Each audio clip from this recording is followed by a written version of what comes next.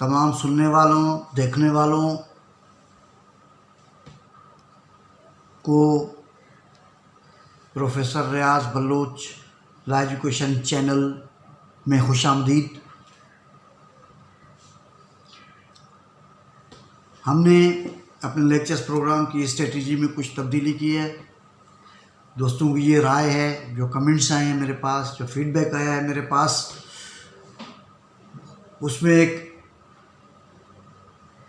ख्याल जाहिर किया गया है कि आज के जदीद दौर में, सरगर्म दौर में, लोग ये चाहते हैं कि कम से कम टाइम में ज़्यादा से ज़्यादा मालूमात उन तक पहुँचे। इस ख्याल को, इस सोच को, इस कमेंट को, इस राय को वैलिड जानते हुए मैंने ये फ़ैसला किया है कि हम अपने वीडियोस की ड्यूरेशन कम करेंगे और अगर ज़रूरी हुआ तो हम एक टॉपिक को कई सब टॉपिक्स में, एक लेक्चर को कई लेक्चर्स में डिलीवर करके हम उसके स्पिरिट को मेंटेन रखेंगे, उसके मकसद को मेंटेन रखेंगे। लिहाजा आज हम ऑर्डर 22 को डिस्कस करने जा रहे हैं और इस ऑर्डर में death, marriages and insolvency of the parties को टच किया जाएगा। लेकिन जैसे पहले मैंने अर्ज़ किया कि इस चैप्टर को हम मुतअद्दिद हिस्सों में आपके सामने पेश करेंगे। इसमें एक सवाल तो ये है कि अगर सूट की प्रेगनेंसी के दौरान पैलेंटिव या पैलेंटिव्स में से किसी का डेथ हो जाता है तो उस वक्त अदालत के सामने उस सूट को प्रोसीड करने के अख्तियारात हैं या नहीं हैं। उस सूट को प्रोसीड करके अदालत कोई फ़ैसला साज़िर कर सकती है या नहीं कर सकती है, डिक्री जारी कर सकती है, नहीं कर सकती है, जजमेंट जारी कर सकती है, नहीं कर सकती है। तो एक बुनियादी सवाल है और जाहिर सी बात है कि ये सवाल उभरना एक फितरी सी बात है।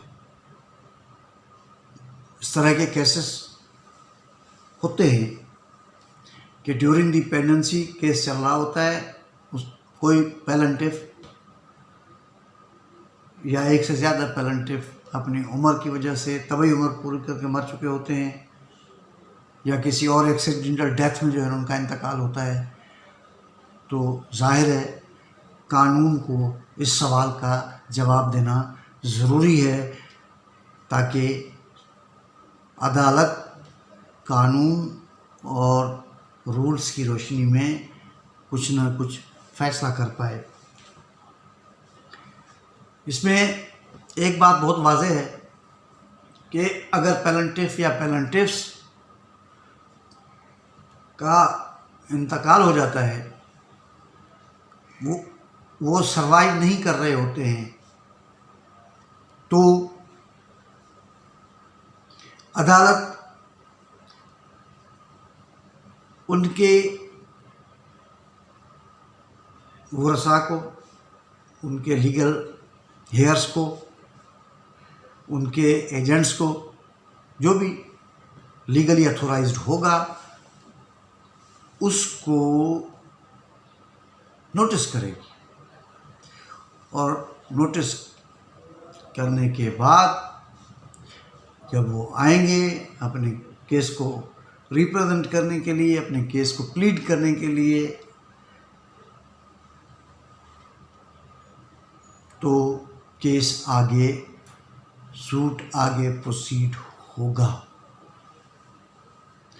फर्ज करें कोई नहीं आता है ही नहीं कोई, या कोई नहीं आता है, तो क्या होगा? तो ये जो कानूनी अमल है, जो मैंने पहले अर्ज किया है, उसको पूरा करने के बाद कोर्ट इस पे आर्डर पास कर सकती है। जो भी आर्डर होगा, उस आर्डर का की हैसियत जो होगी, जो फोर्स होगा, लीगल फोर्स जो उसका होगा, लीगल वैलिडिटी जो होगी, वो वही होगी जो ऑर्डर अगर प्लेंटिफ जो जिसकी डेथ हो गई है, एक्सपायर कर गए हैं, उसकी मौजूदगी में हो सकता था। और इस सारी सूरत हाल में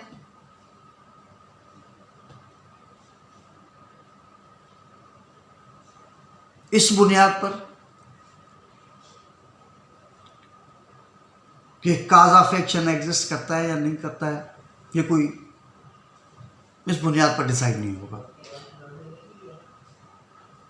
क्योंकि काज ऑफ एक्शन एक अलग चीज़ है, उसकी जो लीगल डेफिनेशन है वो कोई अलग चीज़ है। प्लेंटिफ के मरने से काज ऑफ एक्शन ख़त्म नहीं होता, काज ऑफ एक्शन एग्जिस्ट कर रहा होता है, और उसी एग्जिस्ट करने वाले काज ऑफ एक्शन पर केस या सूट आगे प्रोसीड होगा। अब सवाल ये है कि प्लेंटिफ के लिए तो ये चीज़ें बयान की गई हैं, तो क्या डिफेंडेंट के लिए भी यही प्रोसीजर अडॉप्ट किया जाएगा या कोई और प्रोसीजर होगा?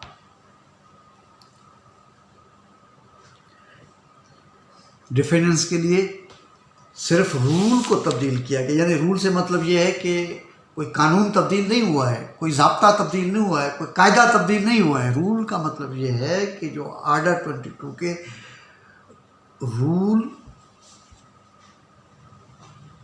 2 को डिस्कस किया गया है, और रूल 2 के भी अल्फाज हैं, वर्ड्स हैं, वो वही हैं जो प्लेंटिफ के लिए सिर्फ प्लेंटिफ की बजाय डिफेंडेंट को के लफ्ज़ को इस्तेमाल किया गया है। और ये एक लॉजिकल बात है, ये मेरिट का तकाजा है। ये केस की जो जस्टिफाइड जो तरीक़ाकार है कि जब अगर कानून किसी केस के, किसी सूट के एक फरीक को या एक फरीक के जो वरसा हैं, रिप्रेजेंटेटिव हैं, उनको अगर वो सहूलत मुहैया कर रहा है, तो डिफेंडेंट को भी वही चीज़ें अवेलेबल होनी चाहिए for the purpose of defence of his case या देयर केस। तो बस इतना सा फ़र्क है कि एक जगह पे मतलब एक प्रोविज़न दिया गया है ऑर्डर में, दूसरा प्रोविज़न जो है ना रूल 2 में दिया गया है। तो अब ये सारी जो है ना वो कैफियत है। अब आप ये सोच रहे होंगे कि ये डिक्री के बाद आखिर इन सब चीज़ों की ज़रूरत क्या पड़ गई? डिक्री तो हो गई, अभी तो एग्जीक्यूशन के मरहले की तरफ हम बढ़ रहे हैं अपने लेक्चर्स का जो सीरीज़ है उसके पॉइंट ऑफ व्यू से। ये दुरुस्त बात है सोचना भी और कहना भी, लेकिन हमने जो सीरीज़ ऑफ लेक्चर शुरू किया था उसको डिक्री तक पहुंचाया, लेकिन इस दौरान कई इश्यूज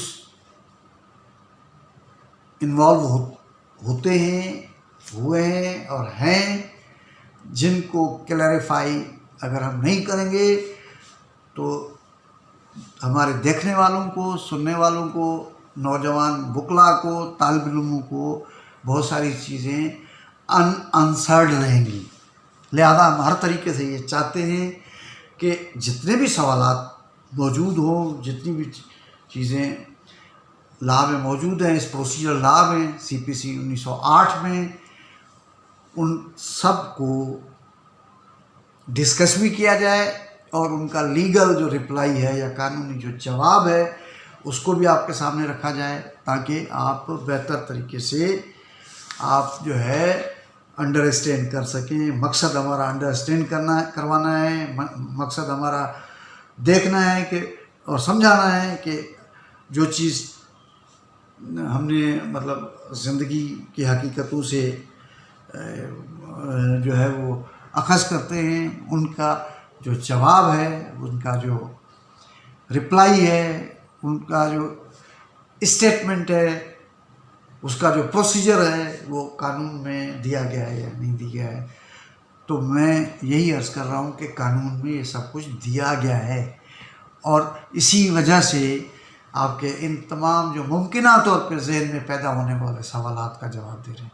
बहुत शुक्रिया। उम्मीद है कि आपने हमारे इस लेक्चर को देखा होगा, सुना होगा और पसंद किया होगा। हम एक मिशन पे निकले हैं और ये मिशन जो बिगनर्स हैं, लर्नर्स हैं, जूनियर एडवोकेट्स हैं, आम आवाम है जो इन चीज़ों को समझने की ख्वाहिश रखती है, उन तमाम के लिए आसान ज़बान में, उर्दू ज़बान में और आम फहम तरीके से, किसी टर्मिनोलॉजी के ज़्यादा इस्तेमाल से बचते हुए हम ये इल्म पहुंचाना चाहते हैं। और हम उम्मीद करते हैं कि हमारी इस काविश को आप बेहतर समझते होंगे। आपके तजावीज़ को, आपके आरा को, आपके कमेंट्स को, आपके तनकीदों को खुशामदीद कहा जाएगा, इस जज्बे के साथ कि आपकी तनकीदें, आपके आरा, आपकी तजावीज़ इस एजुकेशन का जो क्वालिटी है उसको बेहतर करने में हमारी मदद करेगी।